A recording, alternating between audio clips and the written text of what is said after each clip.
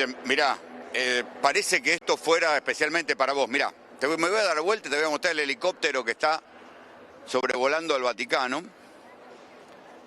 como para que te des cuenta cómo han aumentado las medidas de seguridad.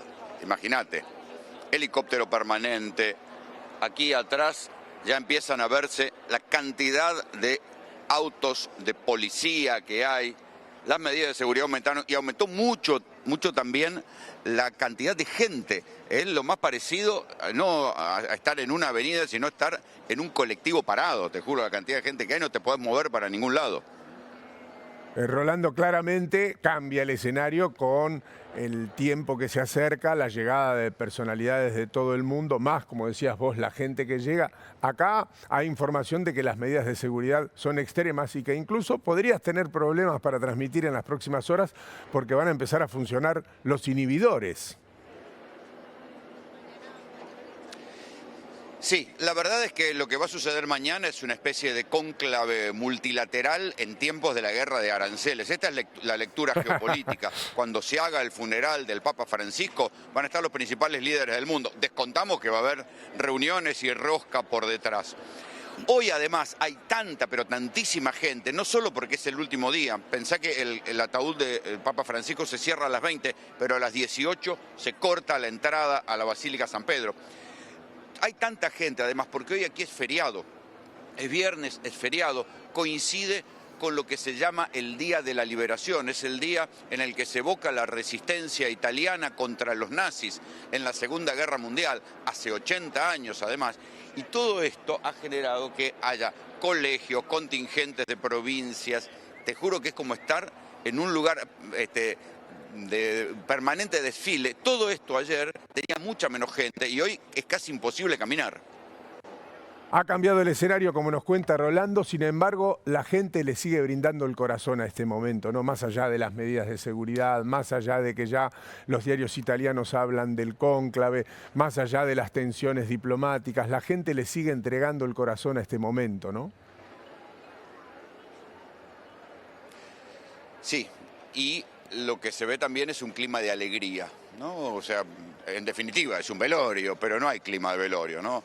Hay muchos jóvenes. Coincidió también la muerte del Papa con una peregrinación, un jubileo de jóvenes que están, y se los ve todo el tiempo, con una especie de atuendo tipo Boy Scout, que cantan sus canciones y se ríen y festejan. Hay que recordar que la juventud y los niños en especial eran uno de los objetivos del Papa y de su pontificado, así que sí, lo que llama la atención es que no es un clima de velorio.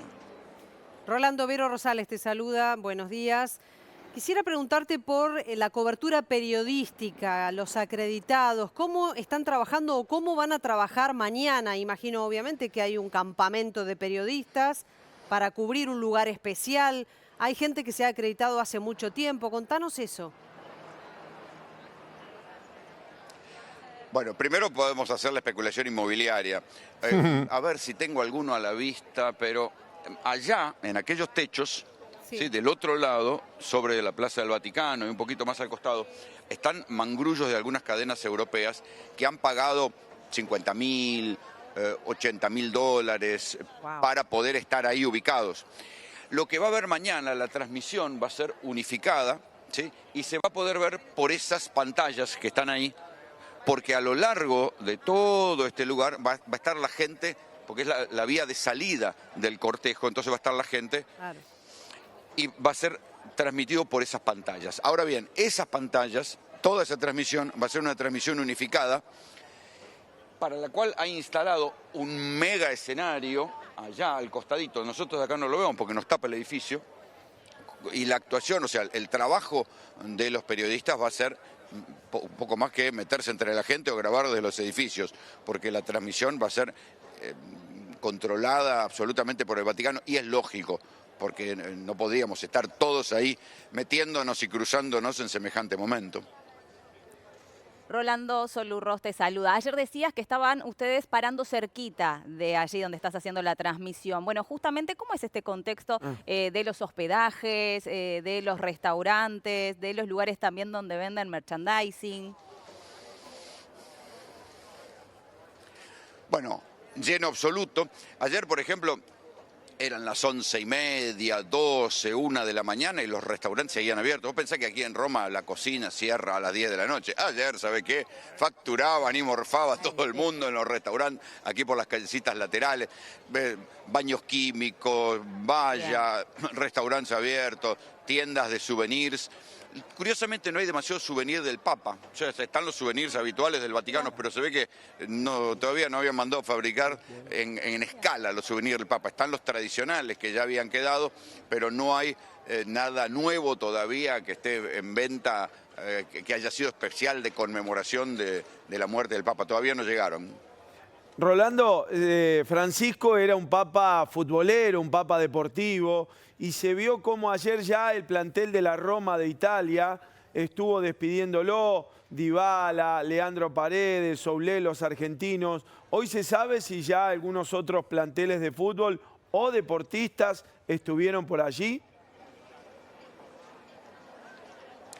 Por lo menos en los diarios de hoy no hacen mención, solo se hace mención a los planteles de la Roma y la Lazio, que son los dos clubes de acá. Pero hay una imagen muy linda que a lo mejor ustedes la van a poder encontrar, que utiliza mucho la televisión italiana, que es aquella famosa valija del Papa con la que el Papa vino aquí a Roma y nunca volvió, su valija, que dice valores y de la cual sale una bufanda de San Lorenzo. Incluso la iconografía italiana lo identifica él con San Lorenzo y con el fútbol. Mira. Qué extraordinario, ¿no? Y cómo ayer me quedé pensando mucho en lo que habías dicho y que no se refleja tanto todavía en las páginas ni en lo que escuchamos decir de nuestros colegas e incluso en la gente, ¿no? De la importancia que empieza a tomar la figura de Francisco a partir de los actos, que no era tanto su palabra, ni sus encíclicas, ni sus mensajes, ni sus libros, ni sus entrevistas, sino sus actitudes. Y probablemente lo vayan engrandeciendo con el tiempo. Empieza a notarse casi de inmediato eso, Rolando. Sí, y empieza a notarse también en función de los que lo quieren modificar. Ayer el primado de Alemania dijo que bueno, que el papado de Francisco había sido un periodo terminado y que había que dar vuelta a la página, como queriendo decir, bueno, basta de estas cosas modernas, de las mujeres, de lo pobre, basta, cortémosla con esto y vayamos para otro lado. O sea, el debate ya es, no te digo público, pero de manera velada y alambicada, muy diplomática, los sectores más conservadores empiezan a considerar que esto fue una excepción y que es momento de cortarla y pasar para otro lado. Porque en definitiva, esa misma es la pelea que se ve en la política, ¿no? Entre sectores de ultraderecha y sectores que quieren recuperar cierto estado de bienestar o cierta asistencia social a los que van quedando descartados del sistema. Del lado de los progresistas, ¿qué es lo que dicen? En este contexto justamente donde los sistemas capitalistas se están volviendo cada vez más salvajes, la Iglesia tiene que seguir siendo una autoridad moral que pueda decir frenen, paren, levantar un dedo y tener esa capacidad de intervenir en conflictos y en excesos. Pablo Vinocur te saluda. Quería ver, vos planteás este dilema o estas dos posturas. ¿Cuál crees que puede llegar a ganar en el cónclave? Bueno, el Papa Francisco se ve que algo de política vaticana sabía porque modificó el colegio cardenalicio de tal manera que se supone que los que van a entrar a votar, a que haya fumata blanca, son cardenales que opinan como él. Él hizo una modificación interesante y es que tradicionalmente los jefes de determinadas diócesis necesariamente iban al colegio cardenalicio y Francisco modificó esto. Y de los 135 cardenales que votan, hay 70, entre 69 y 70 que se considera que son francisquistas, para decirlo con un neologismo. Entonces, esos cardenales votarían por una continuidad de la política. Ahora bien, vos sabés cómo es esto. La gente entra de una manera al concilio y sale pensando la diferente, ¿no? La rosca no solamente existe en la política, ¿no? La gente cambia de opinión no solamente en la política, sino también a la hora de elegir papa. También es cierto, Rolando, que el mundo cambia y a una dinámica inusitada o con una dinámica inusitada, que no es el mismo mundo en el que estaba Francisco cuando tomó esa posición de Papa y que en los últimos tiempos, sobre todo en el último año fundamentalmente, tuvo un giro inesperado que tal vez se vea reflejada en esa votación, porque el mundo se ha transformado en otra cosa definitivamente, o ha vuelto a ser lo que era definitivamente. Sí, hay que tener en cuenta que hay dos conflictos hoy de alta intensidad en el mundo. Uno es la guerra Rusia-Ucrania, que se va a estar conversando aquí atrás, porque digo, van a estar Trump y Zelensky están discutiendo en público, Trump se está quejando de Putin, digo, ¿hay alguna posibilidad de que esas conversaciones salgan bien o salgan mal? Pero están sucediendo ahora. Y el otro conflicto que le ganó la antipatía de Israel al Papa es la defensa, mejor dicho, no la defensa de Gaza, sino intentar frenar los bombardeos israelíes a Gaza. Esa postura de condenar los bombardeos a civiles en Gaza le valió una distancia gélida de parte del Estado de Israel. Son los dos grandes conflictos. Hay que ver el nuevo Papa cómo se para frente a esas cosas. Sí, sobre todo te decía Rolando, porque claramente ayer marcabas posiciones casi imperialistas, un regreso a otro formato de mundo con proteccionismo, con aliados duros, con imágenes de guerras cercanas, con muchas armas en el medio. Y claramente ese mundo se parece más a los tiempos de la posguerra, de la Segunda Guerra Mundial, más parecido a los tiempos de la Guerra Fría que al que vivimos luego más globalizado. Y el Papa tal vez representó esa oleada fresca que ahora es una agenda que incluso tiene sus detractores, ¿no? Que muchos han llamado la agenda woke, que por supuesto no es la agenda del Papa, pero en el marco del Vaticano era un Papa hablando al lado de otros, ¿no? De otros religiosos ortodoxos.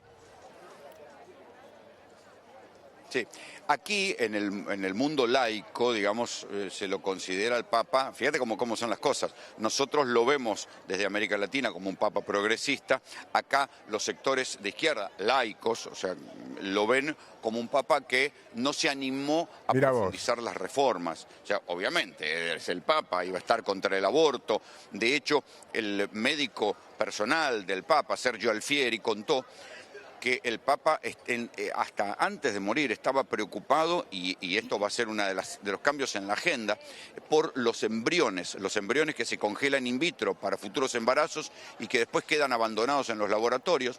El Papa quiere que haya una legislación, por lo menos aquí en Italia, para que esos embriones no sean utilizados para experimentos, no sean matados, ¿sí?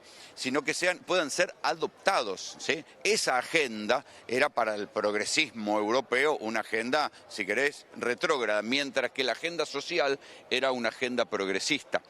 En fin, el Papa en este contexto donde, imagínate si antes a las gentes, o sea, hay problemas con los inmigrantes, ¿sí? Es más fácil que entren las mercaderías que las personas a los países. Sin embargo, ahora, por la guerra de los aranceles, no solo va a ser difícil que entren las personas, sino también las mercaderías.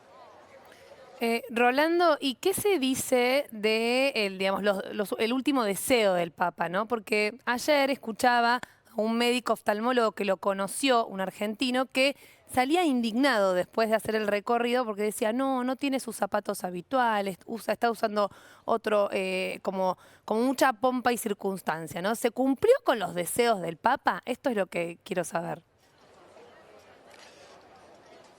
Los deseos del Papa estaban escritos en la modificación que hizo para cómo quería ser enterrado. Y él no hablaba de ropa ahí. Lo entierran con una especie de mix de tradiciones, con la bolsa de monedas de oro que se emitían para aquí. El Vaticano emitía unas monedas de oro consagratorias por cada año que un papa era papa. Lo enterraron con una síntesis de sus encíclicas y lo enterraron con su crucifijo. Pero sí le pusieron el atuendo habitual de los papas cuando fallecen, que es la ropa roja y la mitra. La última voluntad del Papa se manifestó sobre todo en el contraste entre los demás papas que están enterrados en Santa María Maggiore, a donde van a llevar el cuerpo mañana. Yo tuve oportunidad de estar ahí, y esa lápida austera solo con el nombre Franciscus. Los demás papas, para que ustedes tengan una idea, tienen estatuas de un mármol maravilloso, hechas por Bernini, que son el doble de un humano.